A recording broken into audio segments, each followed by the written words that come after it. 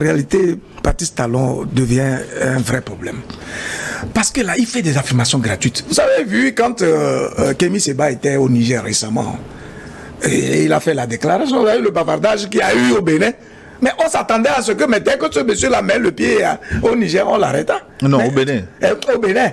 Mais est-ce que vous voyez, c'est-à-dire que Talon n'est capable de rien. Exactement comme la CEDEAO avait affirmé gratuitement qu'elle sera en mesure de déployer des armes pour déloger Diani et son équipe.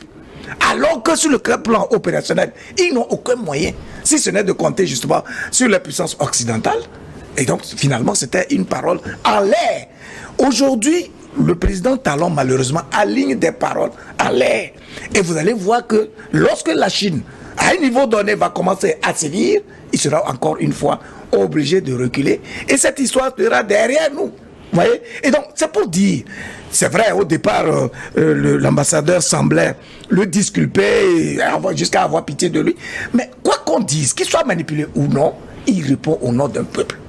Et donc, soit il se sent capable de défendre les intérêts du peuple béninois, et donc, il reste comme tel, et son bouclier sera le peuple béninois, ou alors il ne se sent pas capable, s'il est ballotté, il démissionne tout simplement. On ne peut lui trouver aucune excuse, quel que soit le niveau de manipulation ou de tiraillement dont il fait l'objet, justement parce qu'il ne doit de compte qu'à son peuple.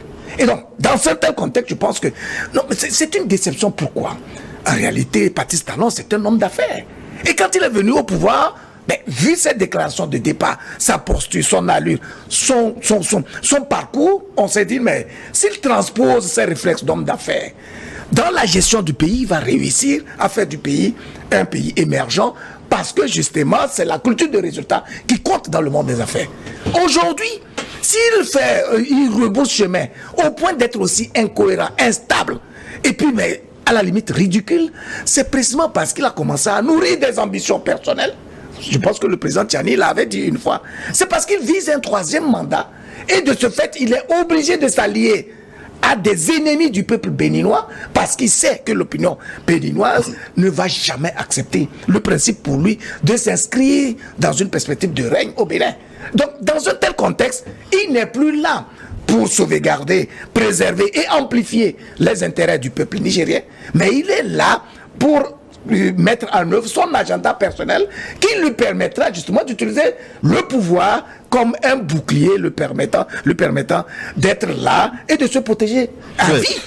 En une minute chacun. Oui. Alors, que va-t-il se passer? Comment envisager un chemin de sortie de crise? Les Nigériens, avant de prendre cette antenne, sont toujours en détention, ils ne sont pas encore libérés. Le Niger veut couper ou a déjà même coupé le robinet. Le pétrole ne va plus couler. Comment cette situation peut, on va dire, quel schéma de sortie de crise? 30 minutes chacun pour... Talon étant disqualifié de 30 secondes. Hein. Étant disqualifié de haut en bas, qu'il fasse appel à des médiateurs. Et il en a plein chez lui là-bas. C'est d'ailleurs le pays qui a le plus d'anciens présidents, avec, je crois, le Ghana, d'anciens présidents vivants. On peut faire appel même aux Ghanéens, aux Nigérians. Et puis, bon, écoutez, venez, on va régler ça. Mais comment il s'agit de piéger le Niger pour lui déclarer la guerre, parce que les autres ont déjà amassé, et les soldats, et les terroristes, et l'armement à la frontière. On provoque les Nigériens, mais les Nigériens ont le bon sens de ne pas s'agiter. Talon n'a qu'à continuer à enfermer toutes les femmes nigériennes qui passent à côté de nous. Bon, ça fait son affaire. Les Nigériens ne déclareront jamais la guerre. C'est lui qui a dit, se frappant la poitrine comme King Kong, qu'il va aller déclarer la guerre au Niger. On l'attend toujours. Non, je crois que la Chine va régler toute cette histoire. Je ne me suis même pas inquiet, parce qu'en fait, c'est des gesticulations tout à fait passagères qui ne vont pas avoir une emprise réelle sur cette opération-là. Parce qu'en fait, celui qui a signé l'accord, c'est quand même la Chine, une puissance économique, ou bien la puissance économique. Voilà, la première puissance économique du monde. Jusqu'à présent, je crois que la Chine essaie de regarder tout simplement, dès qu'elle va commencer à sévir et à viser ses intérêts, parce que la Chine, c'est l'un des rares pays qui ne badine pas justement avec les intérêts en ce qui concerne l'argent. Ouais, donc, on va revenir sur